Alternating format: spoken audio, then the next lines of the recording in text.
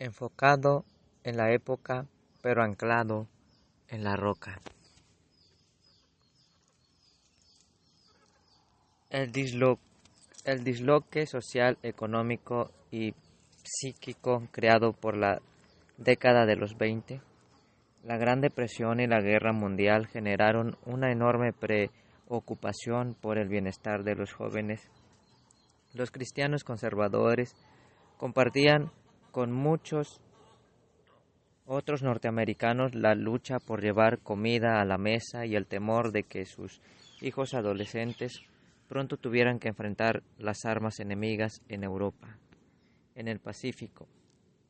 Pero lo que les preocupaba profundamente era la posibilidad de que sus amados hijos abandonaran la fe en Dios y vivieran y murieran fuera de la comunidad de los redimidos y por lo tanto pasarán la eternidad en un infierno de fuego y azufre. Para mantener alejado este fantasma, los líderes evangélicos y fundamentalistas de todo el país comenzaron a llevar a cabo concentraciones los sábados por la noche destinadas a ofrecerlas a los jóvenes y en especial a los soldados y marineros jóvenes destacados lejos del puerto seguro de sus hogares, una mezcla de sano esparcimiento, fervor patriótico y exhortación evangelística. Torrey Johnson había asistido a concentraciones en Indianápolis, St. Louis y Minneapolis y se determinó a comenzar con un programa similar en Chicago para hacer algo por los cientos de miles de soldados destacados en el área de Chicago que pasaban sus fines de semana vagando sin rumbo por las calles del centro de la ciudad.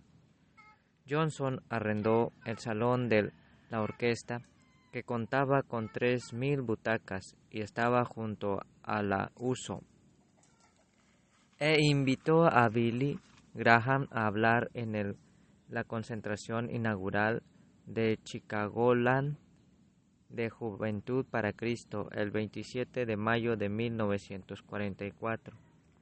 El joven pastor probó por primera vez el verdadero sabor de la evangelización masiva.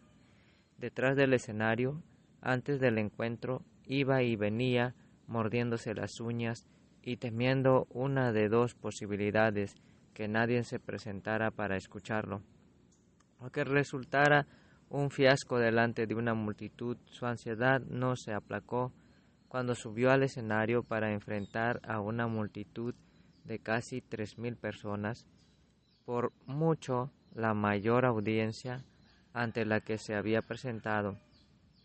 Pero cuando comenzó a predicar, el temor se disipó y surgió el fuego, electrizó a los que se habían reunido por su exuberancia y manejo de las Escrituras, y cuando hizo la invitación, 40 personas respondieron. Las reuniones en el salón de la orquesta continuaron durante todo el verano y resultaron muy populares, no solo para los muchachos que estaban en el servicio militar, sino entre la gente joven que estaba en albergues, los que recibieron con entusiasmo la oportunidad que les proveía una excusa para ir al centro de la ciudad el sábado por la noche. En octubre, después de una concentración que convocó a una multitud cercana a las 30,000 personas en el Chicago Stadium, esta serie de reuniones se trasladó a la iglesia de Moody Church, en la que las multitudes crecieron tanto que Johnson a menudo platicaba 2 programas idénticos y consecutivos, precisamente cuando esas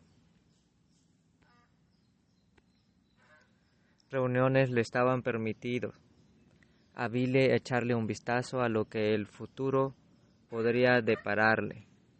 Finalmente el ejército lo aceptó para la capellanía y le dio el cargo de subteniente. Mientras se preparaba para asistir al programa de entrenamiento de capellanía, auspiciado por el gobierno en Harvard Divinity School, contrajo un tipo severo de paperas durante 6 semanas. Estuvo en cama con fuertes dolores, su temperatura alcanzó los 40 o 45 grados, 40,5 grados y medio. Sufrió ataques de delirio y en ocasiones parecía dudoso que fuera a sobrevivir, aunque después de que la crisis pasó. Los doctores le dijeron que posiblemente nunca tuviera hijos. Cuando los oyó de canciones en las noches se enteraron de su condición. Una mujer compasiva le envió $100 con el pedido de que él y su esposa lo gastaran en una convalecencia de descanso. Pocos días después, él y Ruth viajaron en auto a Miami para pasar algunos días disfrutando del sol de Florida. Torrey Johnson casualmente estaba en Miami en el momento y se ofreció a llevar a Billy a pescar en el bote, lugar en que los llamados telefónicos no podían interrumpir su charla promocional. Johnson desplegó todo un plan. Si él lograba que algunos otros líderes jóvenes cooperaran, deseaba coordinar los programas para jóvenes ya existentes y establecer otros nuevos bajo los auspicios de una sola organización que sería conocida como Juventud para Cristo Internacional. Si lo logró ponerlo en marcha. ¿Te unieras a nosotros?, le preguntó a Billy. Te pagaríamos $75 por semana. A Billy le pareció atractiva la propuesta. Su principal motivación, que ya se había convertido en una obsesión pertinaz, era ganar tantas personas para Cristo como pudiera, y esta parecía ser la mejor chance que probablemente estuviera para lograrlo. También resultaba prometedora en cuanto al placer que le producía pertenecer al círculo de líderes cristianos. Como una cuestión más trivial, le entusiasmaba la posibilidad de conocer el país y además él y Ruth tenían una necesidad acuciante de aumentar su salario. A Ruth también le agradó la idea. Durante algún tiempo había estado conversando con él, recordándole que Dios lo había llamado a evangelizar y no al pastorado. Dado que la iglesia esperaba que se incorporara al ejército, cortar los lazos con ella y no sería difícil. A Billy le resultaba difícil renunciar a su cargo de capellanía luego de haberse esforzado tanto por conseguirlo, pero cuando supo que la pérdida de peso y la debilidad causada por su enfermedad lo limitarían a una tarea de escritorio en los Estados Unidos, solicitó que lo revelaran en sus compromisos y lo obtuvo. Poco después, a principios de 1945, aceptó la invitación de Johnson, estipulando que sus deberes no incluirían ni una pizca de trabajo de papelería. En julio de 1945, más de 600 líderes jóvenes de toda Norteamérica formaron Juventud para Cristo Internacional. Torrey y Johnson fue elegido presidente y Billy Graham se convirtió en el primer representante de campo oficial de la organización. Como representante de campo, Graham viajaba casi constantemente, hablando en concentraciones de estudiantes de escuela secundaria y de la universidad, dirigiendo la palabra a clubes cívicos y a grupos de hombres de negocio cristianos, y mostrándole a los líderes jóvenes y a los ministros la manera de establecerse sedes de Juventud para Cristo en sus ciudades.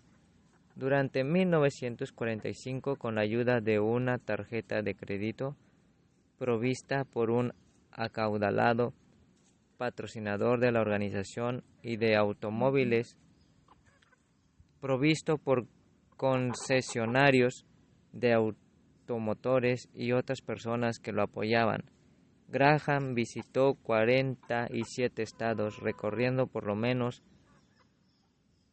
217.215 kilómetros, y eso lo colocó cabeza de los pasajeros civiles de United Airlines ese año, quizá percibiendo comienzo de un patrón que duraría toda la vida, y embarazada de su primer hijo, Ruth Graham empacó las pocas pertenencias que tenían y se mudó con sus padres a Montreal. Su madre le enseñó aquellas habilidades referidas al cuidado.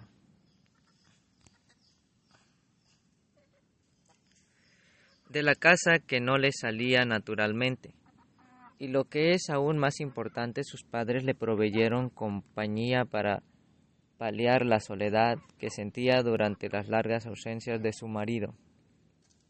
Y pudo contar con una familia con la que compartir los momentos más importantes. Cuando su primera hija, Virginia, a la que siempre la llamó Gigi, nació el 21 de septiembre de 1945. Billy estaba de viaje predicando afuera. Aunque se sentía reconfortada en el seno de su familia, Ruth mostró una inusual capacidad para estar sola, y muy pronto desarrolló una respuesta estándar que continuó repitiendo por décadas: prefiero tener un poquito de Bill que muchos de cualquier otro hombre. Para subrayar las declaraciones que hacía sobre que el cristianismo no tenía por qué ser monótono y lúgubre, y que éste les podía proporcionar antiguas verdades a los jóvenes actuales, y estar enfocado en la época, pero anclado en la roca. Los líderes de Juventud para Cristo llevaban ropas coloridas y chaquetas deportivas, medias fluorescentes, llamativas corbatas pintadas a mano y corbatas de moño chillonas, algunas de las cuales eran luminosas. Las concentraciones en sí constituían una especie de vodevil evangélico, con coros de jóvenes, cuartetos, tríos y solistas, concursos bíblicos, testimonios espirituales y patrióticos por parte de predicadores famosos y semifamosos, atletas, artistas, héroes militares, líderes cívicos y comerciales, y la presentación de actos especiales. El sermón, por supuesto, era el clímax, hacia él que apuntaba a todos los actos preliminares, tal como lo señaló una vez Billy Graham. Utilizábamos todos los medios modernos para captar la atención de los inconversos y luego les pegábamos fuertes con el Evangelio justo entre los ojos. Durante el verano de 1945, mientras intentaba pasar más tiempo en casa con Ruth durante su embarazo, Billy habló en el centro de conferencias Ben Lippen en la cercana ciudad de Asseville. Poco antes de que la reunión comenzara, descubrió que el director de canto habitual inesperadamente había regresado a Chicago. Alguien sugirió que convocaría a Cliff y Ville Barrows, dos jóvenes músicos que estaban pasando su luna de miel en esa zona. Tanto Cliff como Billy habían asistido a la Universidad Bob Jones Colegio, y Cliff lo había escuchado predicar a Graham, pero nunca se había encontrado a Barrows. Era un atractivo atleta joven de California, con un aspecto tan radiante que podría iluminar un tabernáculo, y había formado parte del coro de otra de los evangelistas jóvenes más populares. A Billy no le entusiasmaba tener que utilizar un equipo musical desconocido, pero no le quedaba otra opción. Esa noche Billy Barrows tocó el piano, Cliff cantó un solo, los dos cantaron un dúo y Billy Graham predicó. En el término de un año, conformaron una de las asociaciones más unidas y duraderas de la historia evangelística. En la primavera de 1946, Juventud para Cristo se ganó su designación de internacional, mientras algunos de sus jóvenes dinamos daban vuelta por Japón, la China, Corea, la India y África y Australia. Graham, Templeton, Johnson y cantantes Traum Shuffle realizaron un viaje de 46 días por las Islas Británicas y el continente europeo, acompañados por Wesley Ertey, periodista de Chicago, Earl America, en medio de William Rudolph Earls ya había mostrado bastante interés en Juventud para Cristo, aparentemente porque le gustaba su énfasis patriótico y porque sentía que sus estándares morales podrían ayudar a combatir la delincuencia juvenil. No fue casual que él supiera que cualquier movimiento que atrajera a casi 1 millón de personas a las concentraciones todos los sábados por la noche le ayudaría a vender algunos periódicos. Los informes de Arcey sobre el viaje por la Gran Bretaña ofreció no solo que los periódicos de EAR, sino también en los servicios noticieros internacionales, lo que les proveyó una exposición potencial ante prácticamente todos los periódicos de significación de los estados.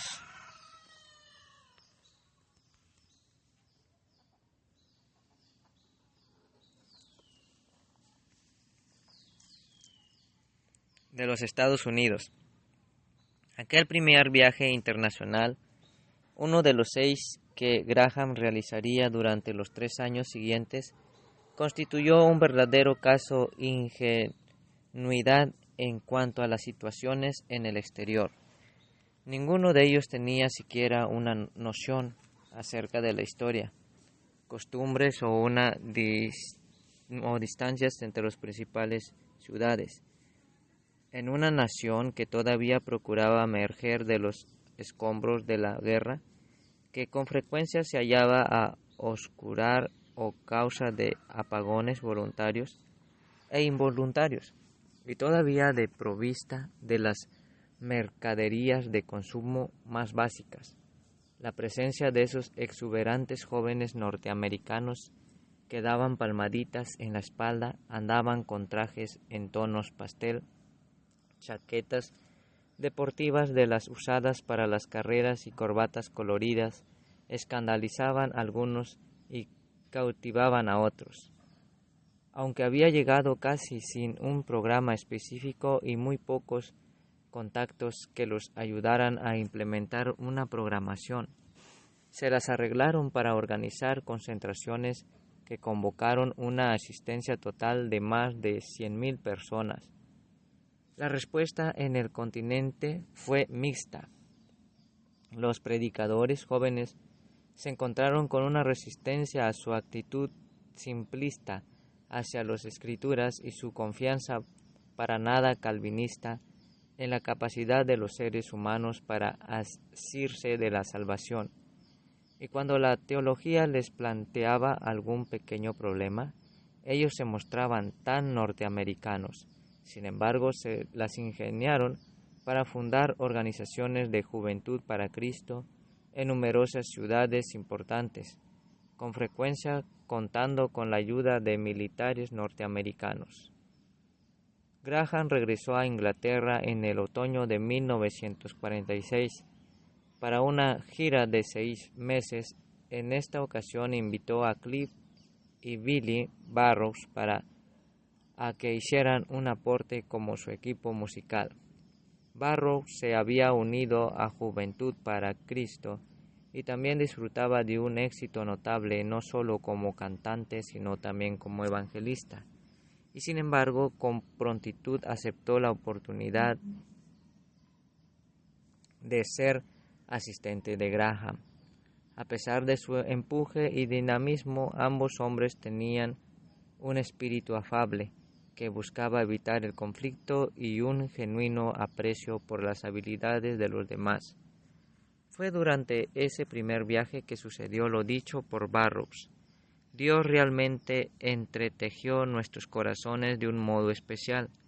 Desde un punto de vista espiritual, el desarrollo clave lo marcó el encuentro de Graham con Stephen Olford, un joven evangelista galés, elocuente y poderoso. Los dos hombres se habían conocido fugazmente durante aquella visita de la primavera, y Graham había quedado impresionado por un tremendo sermón dado por Olford sobre la obra del Espíritu Santo en la vida de una persona. En esta ocasión los dos hombres pasaron juntos 2 días, salvo por las reuniones de la noche, en un dormitorio oscuro de la casa de un minero. En ese inhóspito entorno, Arnold condujo a Billy paso a paso a través del proceso que había producido una profunda renovación espiritual en él algunos meses antes. Él recuerda que Billy estaba muy dispuesto a ser enseñado, y era preciso por los humilde y reflexivo. Sencillamente se debió todo lo que puede transmitirle. Le conté mi testimonio acerca de la forma en que Dios me había dado vuelta la vida por completo, una experiencia de la plenitud y unción del Espíritu Santo. Mientras yo hablaba, esos maravillosos ojos brillaban por las lágrimas, y me dijo Stephen: entiendo, eso es lo que deseo, eso es lo que necesito en mi vida. Alford sugirió que oraran al respecto, y ambos hombres se arrodillaron. Todavía puedo oír a Billy derramando su corazón en una oración de total entrega al Señor. Finalmente dijo: mi corazón ha sido completamente inundado por el Espíritu Santo. Y entonces pasamos de la oración a la alabanza. Nos reunimos y hablamos a Dios, y él iba de una punta a la otra del cuarto gritando: lo tengo, estoy lleno, este es el punto de inflexión de mi vida, y se volvió un hombre nuevo. Esa noche, según recuerda Orford, por razones que solo Dios conoce, aquel lugar que solo había estado moderadamente lleno, la noche anterior se hallaba repleto hasta la puerta.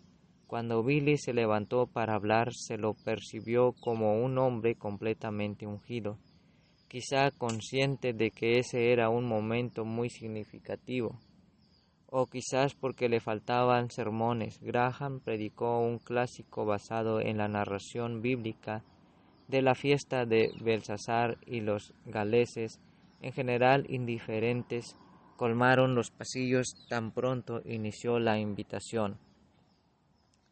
Prácticamente toda la audiencia respondió al llamado, y recuerda Olford, mi propio corazón quedó tan conmovido por la autoridad y la fuerza que transmitía Billy, que me costó conducir hasta mi casa. Mis padres aún vivían en ese entonces, y cuando atravesé la puerta, mi padre miró mi rostro y dijo: ¿qué es lo que ha sucedido? Me senté ante la mesa de la cocina y le dije: papá, algo le ha sucedido a Billy Graham. El mundo va a escuchar hablar de este hombre, va a dejar su marca en la historia.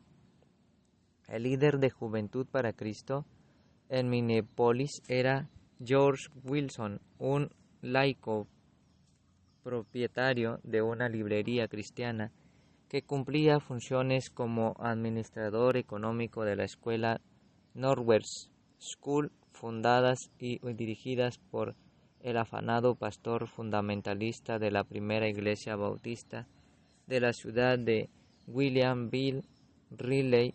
Cuando los evangelistas de Juventud para Cristo hablaban a las concentraciones de Wilson y en la iglesia de Riley, el pastor anciano y achacoso se aseguraba de asistir a los servicios observando desde una silla de ruedas o cuando el clima lo permitía desde un automóvil convertible que colocaban junto a la entrada.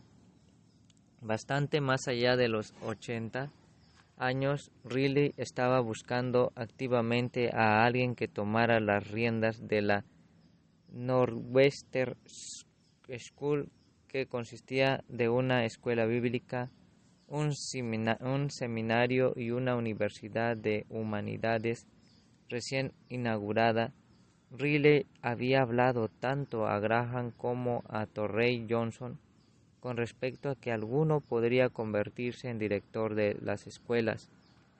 Cuando Johnson dejó en claro que él permanecería con Juventud para Cristo, el anciano centró su atención en Graham, cuya carrera había seguido desde que se encontraron años antes en Florida Biblia Instituto. Billy insistía en que él tenía poco talento y menos inclinación para las administraciones y que no podía llevar adelante campañas evangelísticas y dirigir las escuelas al mismo tiempo. Riley le rebatía señalando que las cruzadas proveerían estudiantes y dinero para las escuelas, y cuando sus días de gloria en el circuito de la evangelización pasaran, como seguramente sucedería, tendría necesidad de una base central permanente. Graham confesaba que eso lo halagaba, pero continuaba insistiendo en que no se sentía guiado por Dios a aceptar ese ofrecimiento. He estado esperando una señal del cielo y no la he recibido, escribió. Acostumbrado a salirse con la suya y muy dispuesto a invocar autoridad del cielo para apoyar su posición, Riley mandó a llamar a Graham para que se acercara hasta su lecho de enfermo. Durante el verano de 1947, lo señaló directamente con un dedo huesudo, y mientras por la ventana se observaba una tormenta de truenos y relámpagos, declaró imperativamente: «Amado, como Samuel designó a David por rey sobre Israel, así te designó director de estas escuelas. No volveremos a encontrar ante el tribunal de Cristo sobre esto». Incapaz de resistir esta combinación de procedente bíblico, dramatismo ante el lecho de muerte y pirotécnica celestial, Graham transigió, pero solo hasta el punto de aceptar la función de rector interino si Riley muriera antes del